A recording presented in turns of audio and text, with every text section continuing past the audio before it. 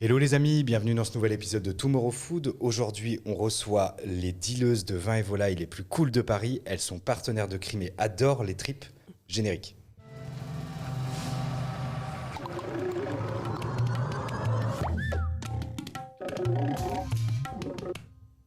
Hello Fleur, hello Louise. Bonjour Léo. Salut. Comment ça va? Super. On est contente. Trop cool. En tout cas, nous, sur le plateau de Tomorrow Food, on est honorés, je pense que c'est le bon terme, de vous avoir aujourd'hui. Fleur et Louise, du coup, de Vin et Volailles. C'est ça. Si ça vous va, on va directement commencer par essayer de vous présenter aux gens qui ne vous connaissent pas, même si qui ne connaît pas Vin et Volailles aujourd'hui. On va peut-être revenir un peu en arrière. Fleur, si tu le veux bien, pardon. On va revenir en mai 2014. Qu'est-ce qui s'est passé à ce moment-là? J'ai fondé la boîte. J'ai littéralement déposé les statuts et ouvert un compte en banque. Avant ça, j'avais fait 2 ans de chasse au vin, mais c'était vraiment les préliminaires. À ce moment-là, je me suis sentie autorisée à avoir ma propre boîte et à faire mon truc sans être rattachée à un gros machin tenu par des mecs. Voilà. Tenu par des mecs, c'est important de le préciser. Ouais. Est-ce que tu peux nous expliquer au départ, Vin et Volailles, c'était quoi? Alors, la base, c'est que tous mes vins préférés étaient partis à l'étranger. Et quand je vais voir une vigneronne qui me dit « Mais non, en fait, moi, à Paris, je ne peux pas faire un deal d'agent avec toi parce que j'ai besoin de vendre une palette d'un coup et d'être payée tout de suite. Et j'ai pas le temps de gérer 90 expéditions de 36 bouteilles, de courir après l'argent pendant 6 mois et de rappeler les gens qui ont perdu les factures. » Et parce que mon travail, c'est de faire du vin. Et ça, c'est du boulot à la vigne, c'est du boulot au chai. Et voilà, je détermine mes priorités. Et là, j'ai fait, OK, bon, ben, on va acheter les vins et on va trouver un entrepôt et on va faire comme ça. On va faire comme si on était un importateur, mais en France. Et du coup, ça a été le début. Il y avait une dizaine de domaines. Et petit à petit, on s'est mis à importer aussi des vins étrangers parce que tant qu'à faire, à se taper le boulot de gestion, de papier, de compta, autant avoir du fun et aller chercher des choses qui... Des vins du Nouveau Monde? Un peu, mais on a commencé par l'Europe, par la République tchèque, par des endroits qui n'étaient pas trop explorés encore. Et voilà, comprendre des choses, quoi, découvrir des nouvelles planètes. Donc l'aventure commence en 2014. À ce moment-là, tu es toute seule. Ça se lance. Comment ça se passe au départ? Est-ce que tu parles de ces 10 domaines avec lesquels tu travailles? Tes clients aujourd'hui, en 2014, pardon, tes clients, c'est qui? J'avais bossé pendant des années pour d'autres distributeurs. Donc les gens, ils me connaissaient parce que j'étais déjà sur le terrain. Et aussi parce que j'avais commencé en 2010 l'activité distribution de volailles. Pour la ferme paternelle qui, très rapidement, qui a été sous le coup d'une mise aux normes européenne concernant l'abattoir. Et à ce moment-là, 70% des aviculteurs indépendants ont mis la clé sous la porte parce que c'était pas possible en fait, d'installer un abattoir aux normes, c'est trop coûteux. Mon père, parce qu'il est complètement zinzin, a quand même fait l'investissement. Et du coup, il s'est retrouvé incapable de payer ses emprunts. Enfin, c'était une situation insurmontable. Et donc, j'ai décidé de le prendre sur mon dos, de prendre des poulets dans mon sac, en même temps que les bouteilles de vin, pour essayer de les proposer aux clients que j'avais déjà. Et c'était une bonne idée parce que très vite, quelqu'un qui est prêt à mettre 10 € hors taxe dans une bouteille de vin de France, parce que le vin est bon et qu'il est fait par une personne incroyable et que ça lui donne des émotions, il est aussi prêt à mettre 8 € du kilo dans un poulet qui a pas de papier, qui a pas d'étiquette, mais qui raconte son histoire. Et qui est bon aussi. C'est ça, qui a des trucs à dire dans l'assiette, qui a du jus, qui a de la mâche, qui a une fibre, qui a du gras. Voilà, c'était un peu le pari de base et ça a bien marché. Donc je pense que les volailles, elles m'ont servi aussi de charnière en fait, entre avant et maintenant. Ok. On arrive gentiment mais sûrement en 2016. Là, tu entames une période que tu définis comme une période d'hyperactivité. Qu'est-ce qui se passe du coup à ce moment-là? Alors, entre 2016 et 2019, j'ai fait 2 enfants, 3 bouquins qui font chacun 224 pages. Donc, c'était important. Enfin, c'était beaucoup de travail. C'était En gros, j'ai rencontré Justine Saint-Lô, qui est la petite sœur de François Saint-Lô. Maintenant, je dis plutôt que c'est François qui est le frère de Justine. Et ensemble, on a eu des aventures merveilleuses. On est partis tous les week-ends pendant 3 ans dans les vignes pour interviewer les vignerons, les vignerons sur ce qu'ils étaient en train de faire, pourquoi ils le faisaient. Et moi, j'ai enregistré, retranscrit, Justine a dessiné. Et l'idée, c'était de fournir un outil pédagogique et didactique dans le but d'aider les gens que ça intéresse à comprendre comment est fait le raisin sans chimie de synthèse. Et donc ça, c'était le premier tome de Pur Jus. Et ensuite, comment on fait pour ne pas le gâcher, vinifier sans intrants. Deuxième tome. Et ensuite, parce que j'avais beaucoup accouché, et ben, on a fait un bouquin sur l'accouchement, un peu sur le même principe. Mais voilà, c'est devenu un deuxième travail, en fait. Ok, bah oui, alors, en tout cas, tu as été quand même relativement très active, on peut le dire, pendant cette période-là. Ouais. Et je souligne d'ailleurs les 2 bouquins comme étant des sacrées belles références, moi-même ayant été creusé un petit peu dedans. On arrive gentiment, mais sûrement, donc ton activité se développe, de nouveaux clients, de nouvelles références, une réputation qui naît aussi, que ce soit sur la volaille de ton papa ou que ce soit sur les vins que tu distribues. On arrive gentiment mais sûrement, et là je me tourne vers Louise, le moment où tu t'es dit, ok, cette aventure, je veux plus la vivre seule, je veux la vivre à plusieurs. C'est à ce moment-là que Louise est arrivée, c'est ça ? Alors il y a eu d'abord une personne qui est venue en 2018, non, 2016, qui est restée 4 ans et qui a fait un travail nécessaire, qui m'a permis de faire mes trucs. Et Louise est arrivée en 2019, du coup. Et c'est là que se sont révélées que sont remontées à la surface des choses qui étaient un petit peu latentes, mais on s'est rendu compte que c'était quand même plus facile de travailler ensemble si on a les mêmes bases et qu'on n'a pas besoin de réexpliquer tous les jours des choses qui nous semblent hyper évidentes et que du coup on perd moins de temps et c'est plus fun aussi. Et on travaille mieux. Voilà.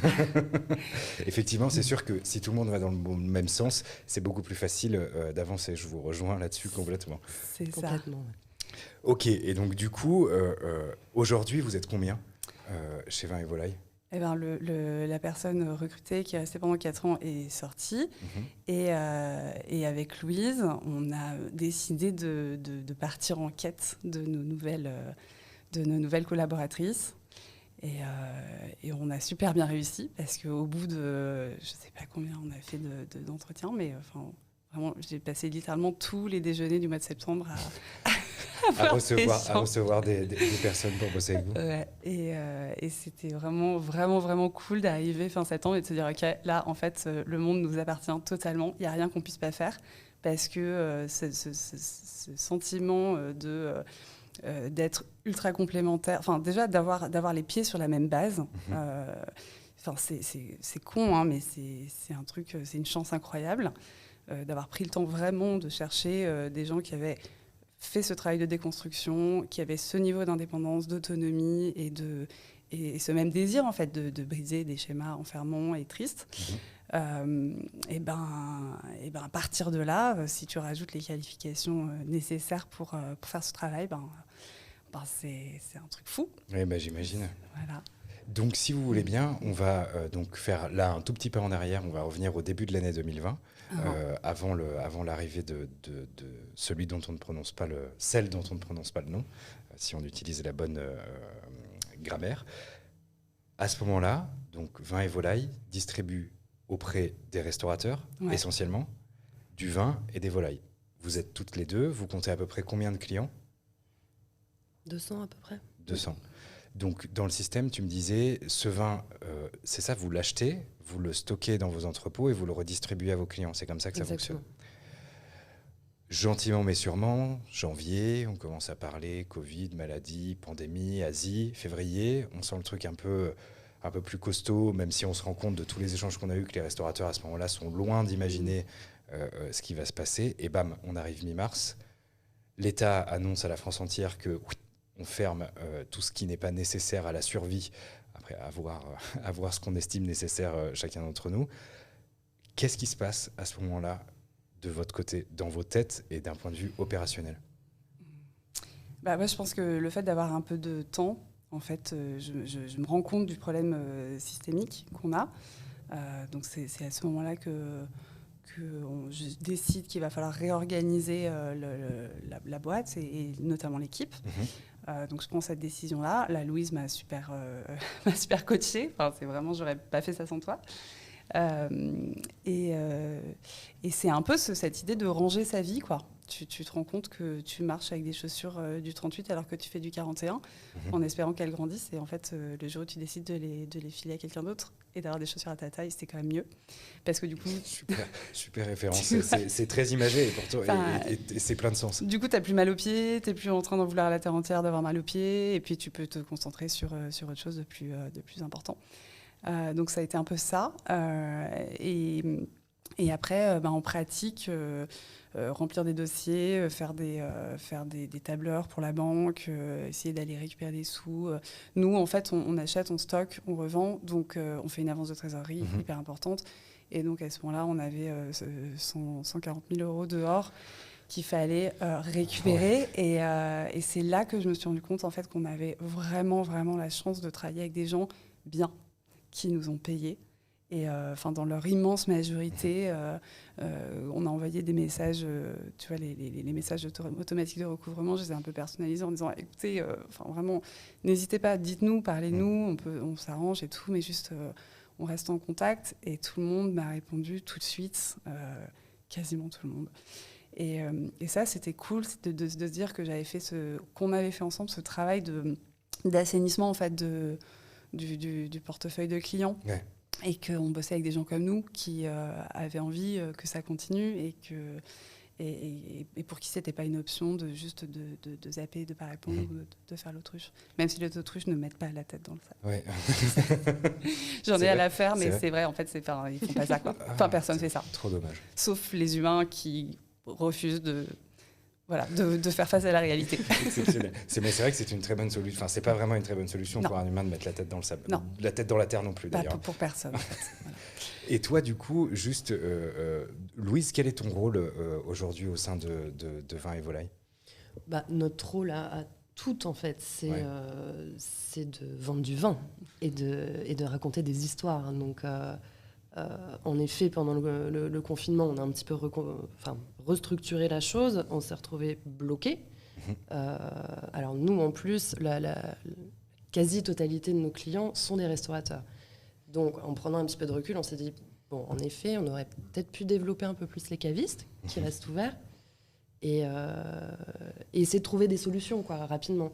Après, moi, j'ai pas de rôle défini. Okay. On discute vraiment ensemble des décisions à prendre, de la direction qu'il faut prendre.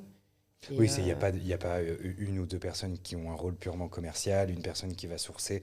Vous avancez toutes les quatre, à l'époque toutes les deux et aujourd'hui toutes les quatre ensemble pour les prises de décision, ce qui est génial en soi. Et c'est important de le faire. Pour nous, en tout cas, on parle de déconstruction, mais c'est aussi ces bases-là, c'est de ne pas forcément hiérarchiser, parce que je pense que et l'une et l'autre, on en a souffert, de parfois trop de hiérarchie. Et c'est important de laisser la parole à chacun, parce qu'on travaille ensemble. Et donc, pour faire un travail efficace, il faut qu'on soit d'accord. Ouais. Voilà. Ok. Et du coup, côté vigneron, parce que effectivement, vous êtes... j'aime pas spécialement le terme intermédiaire, mais plutôt passeur. Je sais pas si ça vous va comme terme. Vous êtes passeuse, d'ailleurs, et non pas passeur. C'est ça. Vous êtes passeuse de vin et d'histoire. Donc, vos clients, la majorité de vos clients sont à l'arrêt. Et côté fournisseur, si je puis me permettre l'expression, comment ça se passe ? Vous avez des retours, des discussions avec les vignerons avec lesquels vous travaillez, avec les domaines avec qui vous êtes en contact ? Les gens qui font le vin, ils continuent à le faire. À ce moment-là, on est en pleine campagne de verdure, de travaux en verre. Ce qu'on appelle le travaux en verre, c'est grosso modo à partir de la fin de la taille en mars jusqu'à la fin de la mi-août, le moment où on commence à compter en semaines la date des vendanges, quoi, à 2-3 semaines. Et donc, c'est une espèce de course où on n'a juste pas le temps de se poser des questions. Donc, je pense que c'était comme la plupart des paysans et des paysannes, ils étaient vraiment dans un truc de « Ok, ça a l'air compliqué en ville, mais bon, bah, nous, on continue notre life avec notre cheval, notre tracteur, notre pioche. Enfin, on fait ce qu'on a à faire parce que, en fait, la nature, elle continue. Quoi. Elle s'arrête pas, elle met pas un masque. Oui, et puis c'est assez rigolo que tu nous parles de ça. On a eu plusieurs retours de vignerons en direct qui nous ont dit il faut bien que tu te dises une chose, c'est que moi, mon quotidien, il a absolument pas changé. Et si tu veux, quelqu'un qui a été confiné au premier confinement à Paris, lui, il a vécu un espèce de truc lunaire avec des gants, des mecs avec des gants et des casques de moto pour aller faire leurs courses. Effectivement, un paysan, lui, son quotidien, ne serait-ce que les interactions qu'il a en dehors de son activité, on a bien compris qu'elles ont beaucoup moins bougé que pour un citadin et heureusement, pas heureusement, on n'en sait rien, mais effectivement, ça rejoint ce que tu disais. Ok, donc du coup, vous parliez des cavistes. Est-ce que c'est quelque chose que vous avez essayé pendant le premier confinement, d'aller voir des cavistes et de commencer à référencer vos vins là-bas, ou finalement vous l'avez même pas fait? Si, un petit peu. Ouais. On a ouvert quelques comptes pendant le premier confinement et c'était chouette. Et c'est à ce moment-là aussi qu'on a réfléchi à travailler directement avec les particuliers.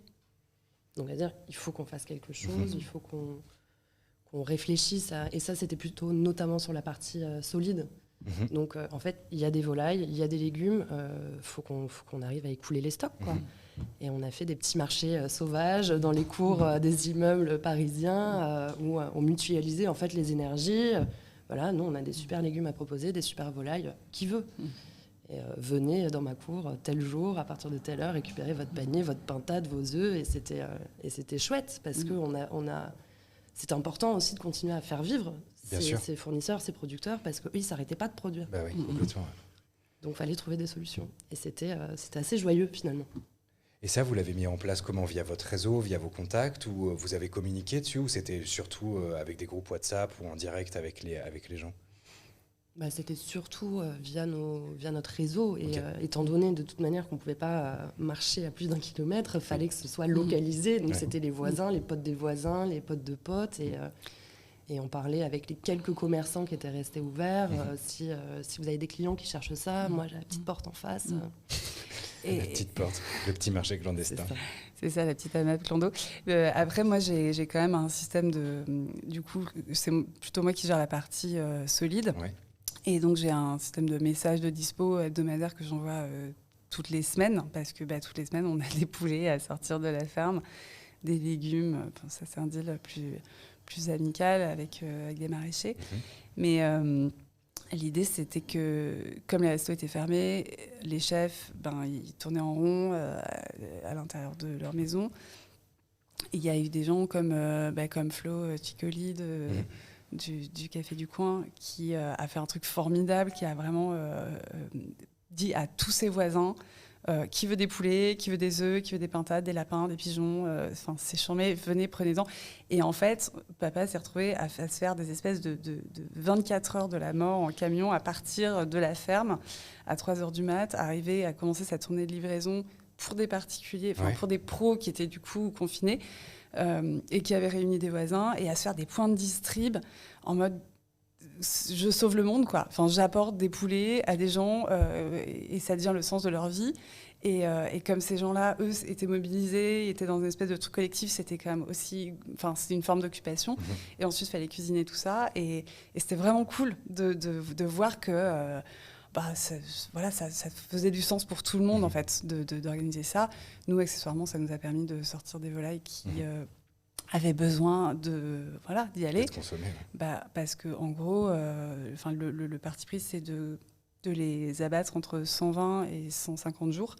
Au-delà de 150 jours, ils ont une montée d'hormones qui fait que les poulets courent après les poulettes, elles carburent leur gras pour faire des œufs. Donc, ils commencent à sécher. Ouais. Et ils se battent, on n'est pas organisé pour ça, quoi.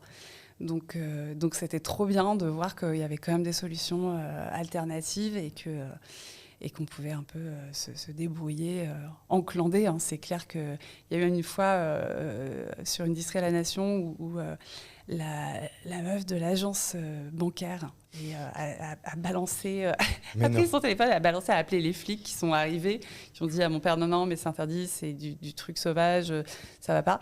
Et donc la semaine suivante, il est évidemment revenu et il est allé lui apporter une pintade pour lui dire merci. Magnifique, voilà, c'est une meilleure pour son réaction. Geste, que c'était vraiment la classe totale et qu'il espérait qu'elle allait se régaler, quoi. Et elle était verte. Bah, n'empêche que c'est vraiment très classe de réagir comme ça, parce que tu te dis, dans un contexte comme celui-là, ces petits cercles vertueux qui ont eu lieu partout en France, tu vois, finalement... on peut d'une manière ou d'une autre, c'est un peu bizarre de le dire comme ça, mais remercier le confinement, parce que y a certaines personnes, typiquement, tu vois, les clients finaux, qui sont des gens qui jusqu'à présent allaient une fois de temps en temps chez le boucher, encore sans vraiment savoir ce qu'ils y achetaient là-bas, et sinon allaient dans les supermarchés, ont eu accès parce que un pote d'un pote, la tante du cousin qui fait ça, et puis qui récupère d'un maraîcher qui est pas très loin de Paris. C'est quand même vachement bien de se dire que malgré ce contexte-là, il y a eu des petites initiatives locales comme ça qui ont permis peut-être aussi, et on l'espère, qu'il y a un mec qui a l'habitude de bouffer du poulet Franprix qui ait découvert qu'en fait le poulet, c'est pas ça. Totalement ça. C'est ce que ton père sort, c'est les volailles que ton père sort, et ça franchement, j'espère que ça va continuer et que ça a permis aussi à des gens de découvrir le vrai goût de certaines choses. Ouais. Ok, donc premier confinement se termine, on arrive gentiment mais sûrement vers... le déconfinement estival, on va l'appeler comme ça, l'espèce d'euphorie totale. J'ai souvenir du mardi, si je dis pas de bêtises, où les cafés qui ont des terrasses ont le droit d'ouvrir simplement leur terrasse. Et alors là, tu te dis, ok, en fait, tous ces gens, ça y est, tout le monde sort, c'est la débâcle, c'est parti. Comment est-ce que vous avez vécu cette période estivale ? Et d'un point de vue business et d'un point de vue perso ? Ça a repris, on a fait quand même un super été. On sentait qu'il y avait un enthousiasme assez débordant. Moi, d'un point de vue perso, je suis restée confinée, entre guillemets, ou en tout cas isolée à la montagne avec mes gamins, parce que pas de crèche, pas d'école, en fait, tu vas pas travailler quand tu as des enfants de 2 et 4 ans, de 2 et 3 ans. Et donc c'était bien de gérer un peu ça à distance, de continuer, d'acter en tout cas les changements d'équipe dans la boîte. Il y avait pas mal de taf aussi en termes de compta, de tout ça. Et quand je suis rentrée à Paris, mi-août, il y avait un espèce de gros boom. J'avais l'impression que c'était finalement là le vrai déconfinement, parce que les gens il y a eu beaucoup de gens du milieu qui avaient vachement souffert du premier, qui avaient eu besoin de partir en vacances, et ils l'ont fait, et ils ont raison, je pense, parce qu'il y a aussi beaucoup de gens qui sont restés ouverts et qui n'ont pas si bien travaillé que ça, parce qu'ils n'avaient pas l'espace, juste les conditions matérielles pour faire une super terrasse. Et donc là, fin août, il y a une espèce de truc de maboule, en fait, qui s'est passé. C'était assez explosif, ouais. Où moi, j'arrivais pas à répondre aux mails, en fait. La seule chose que je pouvais faire, c'était envoyer le vin. J'ai pas pu facturer pendant 3 semaines. Je m'endormais sur mon ordinateur avec un filet de bave comme ça.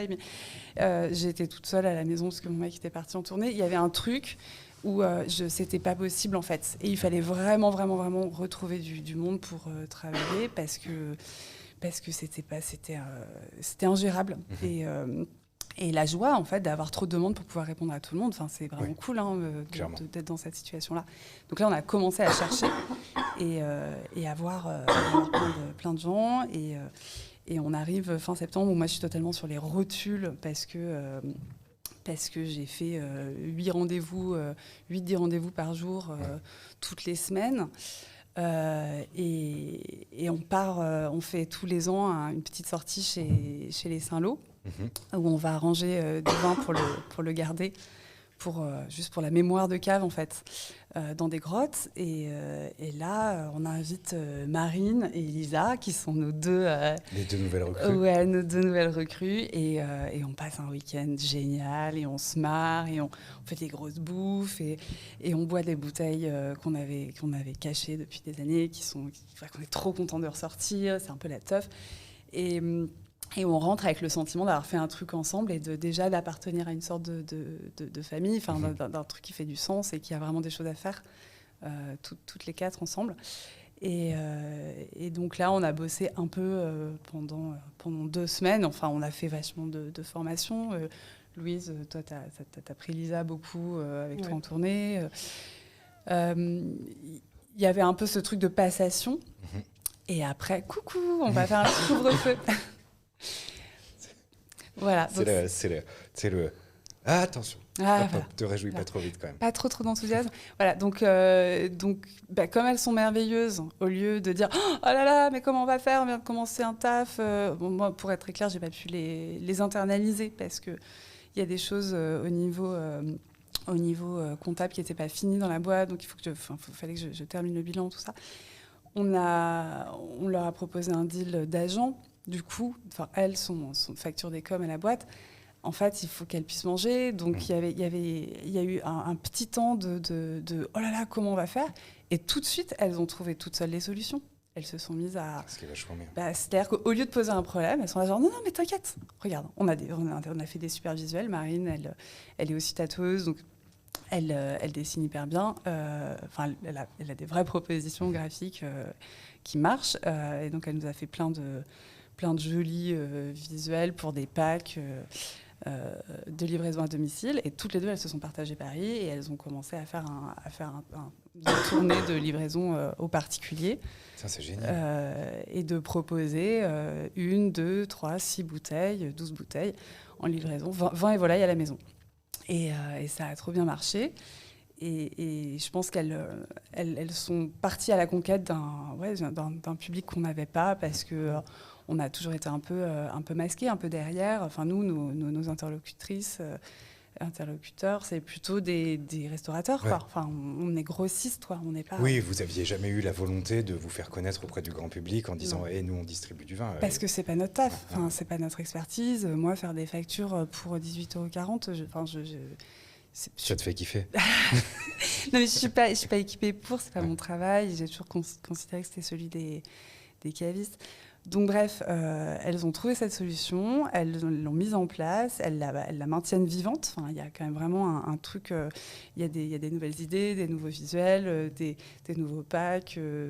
Elles racontent les histoires qui ont besoin d'être racontées. Et c'est vraiment assez exceptionnel la manière dont elles se sont tirées de ce pétrin, quoi. Tout en développant vraiment un terrain qui était pas du tout opérationnel chez nous.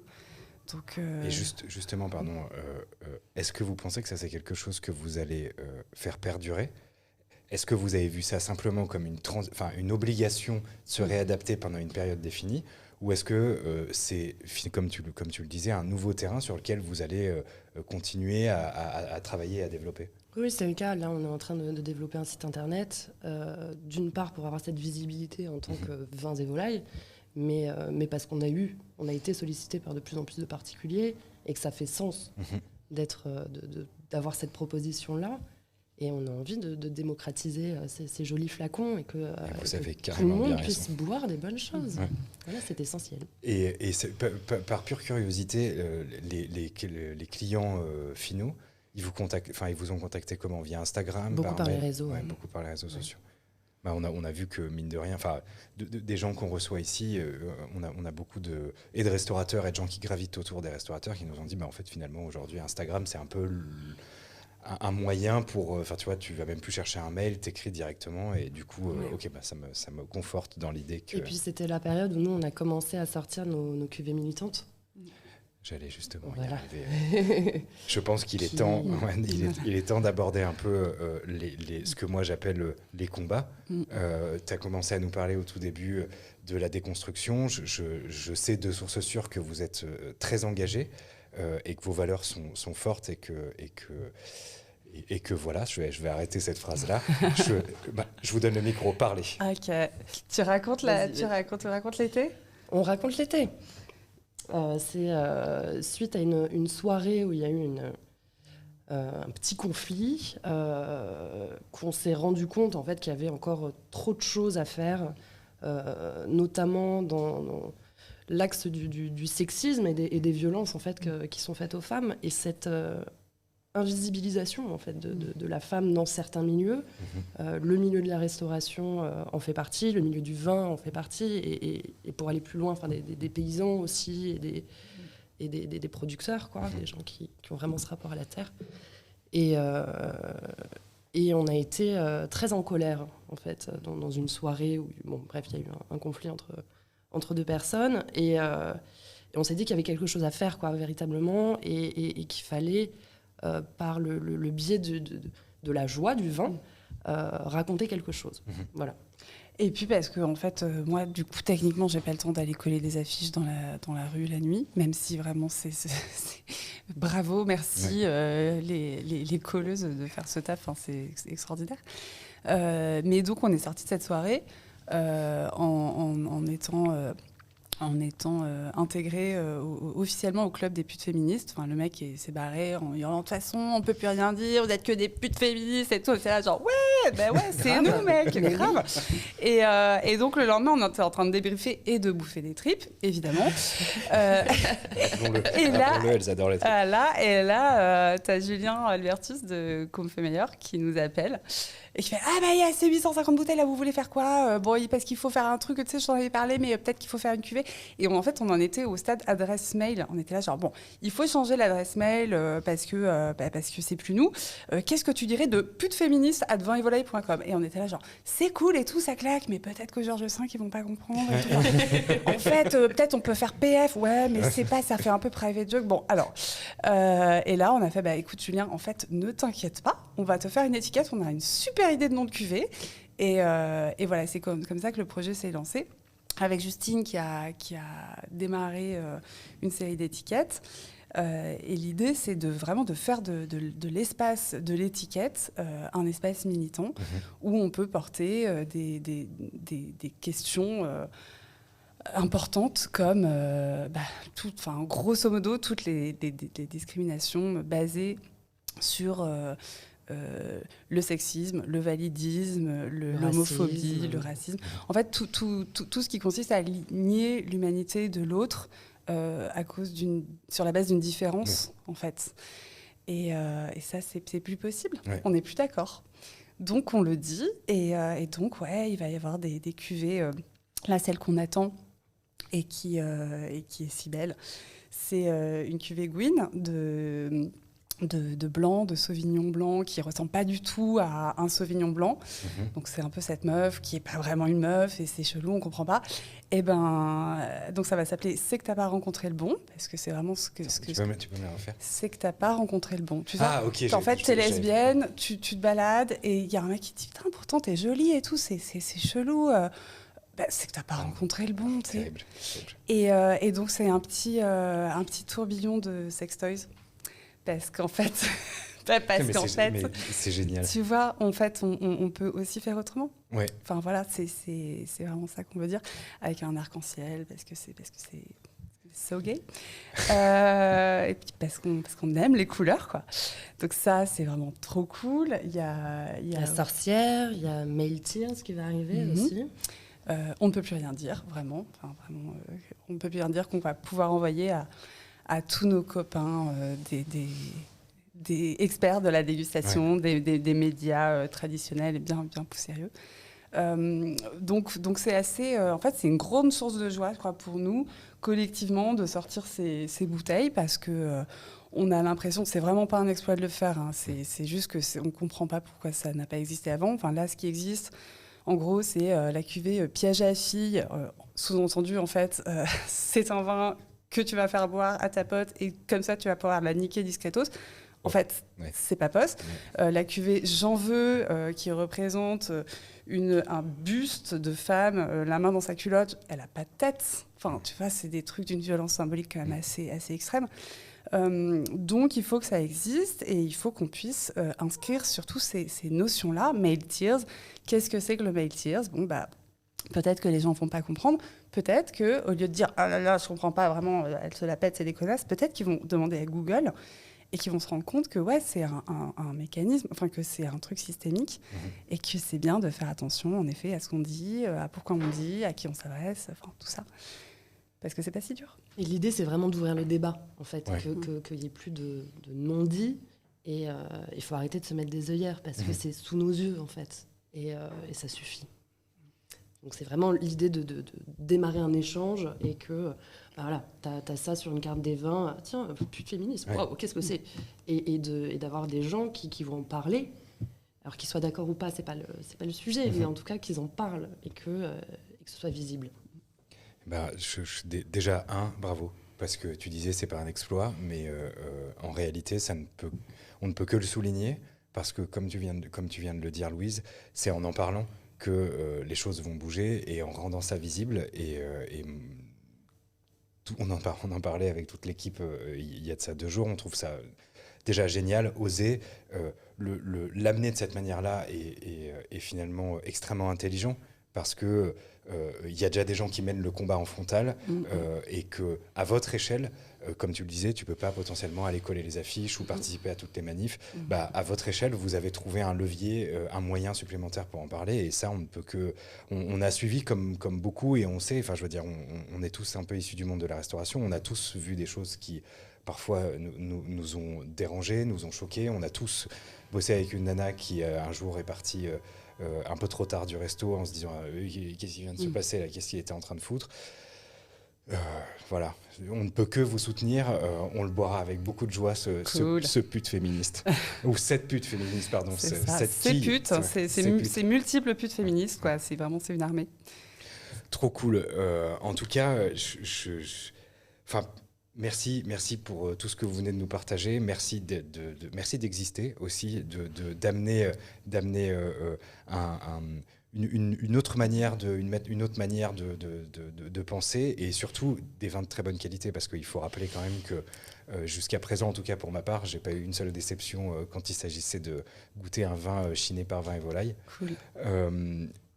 On arrive gentiment mais sûrement sur la fin de cette interview. Est-ce qu'il y a une info que vous voulez nous partager que vous ne nous avez pas encore partagée ?